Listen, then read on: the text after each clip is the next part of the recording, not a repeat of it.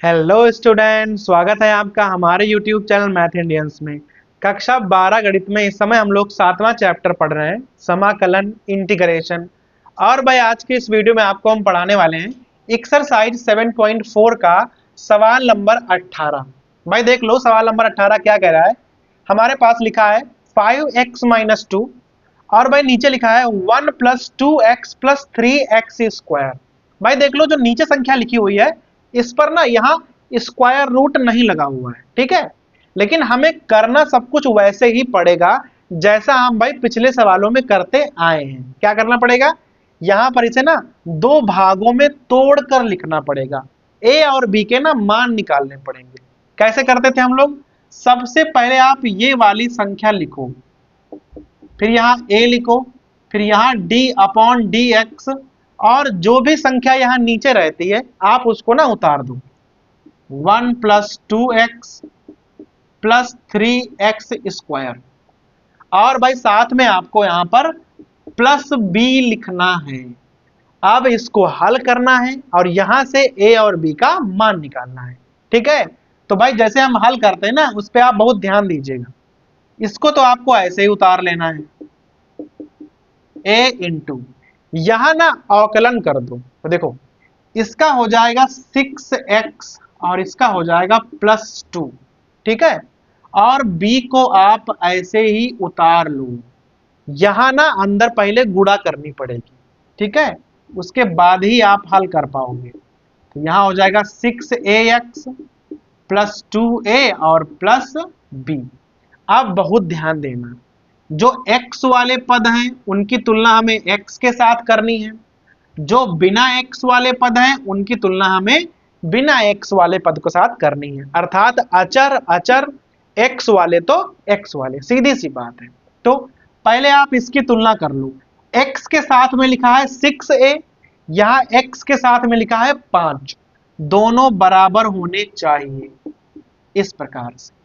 तो 6a = 5, तो यहां से a का मान क्या आ जाएगा 5/6। देखो a का मान क्लियर हो गया।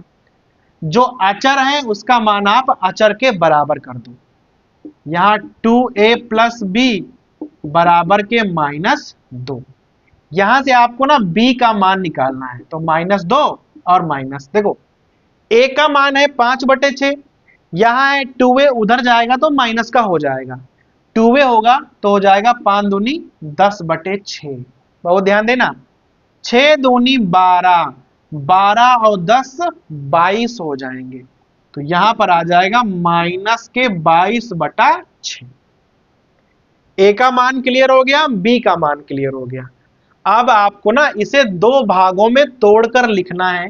कैसे लिखोगे देखना, आई बराबर, पहले आप ए वाला भाग चूज करो। ए का मान क्या है 5/6, तो 5/6 आपको बाहर लिख देने हैं, ठीक है।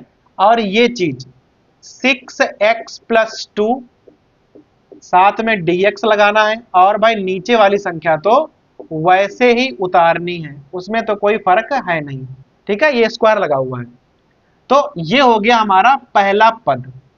अब आपको b वाला लिखना है, तो b का मान कितना है -22/6 और यहां केवल dx लिखा जाएगा और नीचे अंडर रूट नहीं है, ऐसे ही संख्या है। तो आप 1 + 2x और यहाँ 3x स्क्वायर। तो जो ऊपर सवाल था उसे आपको ना दो भागों में इस प्रकार से बांट देना है। फिर से देख लो कैसे बांटते हैं हम लोग। पहले आपको a का मान लिखना है, वो तो बाहर निकल जाएगा। फिर जो यहाँ अवकलन था उसको ऊपर लिख के dx लिख देना है और नीचे वाली संख्या तो वैसे ही उतर जाएगी। फिर यहाँ पे क्या करना है आपको, भाई b का मान है -22/6, dx लिखो और नीचे वाली संख्या ऐसे ही उतार दो, ठीक है। क्योंकि आप इस चीज का मान आपने इतना निकाला हुआ है, भाई a का मान, इसका अवकलन और b का मान सीधा लिखना है। यही चीज हमने यहाँ पर लिख दी है, बस केवल a और b का मान रखा है।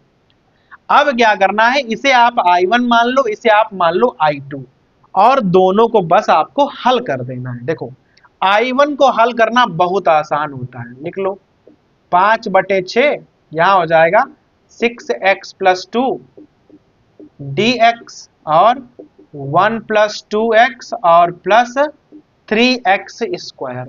इसे आप सीधे लगा सकते हो, कैसे? t मानना पड़ेगा और भाई सवाल हो जाएगा। माना 1 plus 2x plus 3x square equal to t, और हमेशा ये वाला ना dt बन जाएगा। इस प्रकार से इसकी वैल्यू ली जाती है ताकि भाई ये dt बन जाए। लो देखो, इसका अवकलन ये वाला dx बराबर dt आ गया एक ही बार में। तो I1 बराबर क्या हो जाएगा? 5/6 यहाँ dt अपॉन टी। अब dt अपॉन टी का समाकलन क्या होगा? log t। तो यहां पर आंसर आ जाएगा 5/6 log, और सीधे आप t का मान रख दें। अब t का मान क्या हो जाएगा? 1 plus 2x plus 3x square और प्लस c1, ये आपका आ जाएगा I1 का मान। ठीक है, तो जो हमारा I1 वाला होगा वो आपको हमेशा आसान लगेगा, क्योंकि उसका लगाने का एक ही तरीका होगा। सीधे आपको t मानना है और dt अपॉन टी बनेगा। अगर अंडर रूट में लिखा हुआ है तो dt upon under root t बनेगा। सिंपल है, दोनों बार आप आराम से लगा सकते हो। लेकिन जो ये वाला पद है यहाँ पर कभी कभी तो भाई डायरेक्ट हो जाएगा, लेकिन अक्सर क्या होगा, आपको यहाँ पर होल स्क्वायर बनाना पड़ेगा। अब भाई ध्यान देना, यहाँ पर हम लिखने वाले हैं I2 बराबर क्या लिखा हुआ है?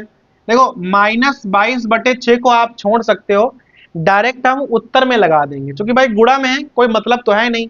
सीधा हम इस संख्या को लिख सकते हैं। ठीक है, हालांकि यहाँ पर हम -22/6 लिखे दे रहे हैं। dx upon 1 plus 2x plus 3x square. अभी क्या करना है, जो नीचे वाली संख्या है यहाँ पर आपको ना होल स्क्वायर बनाना है, तो आप इसको अलग से बना लो। देखो कैसे, 1 plus 2x plus 3x square. अब स्क्वायर वाला पद जो है उसे आप पहले लिख लो। अब यहाँ लिखा है 3x स्क्वायर, तो चाहो तो आप यहाँ 3 ना कॉमन निकाल सकते हो, तो आ जाएगा x square plus 2/3x plus 1/3।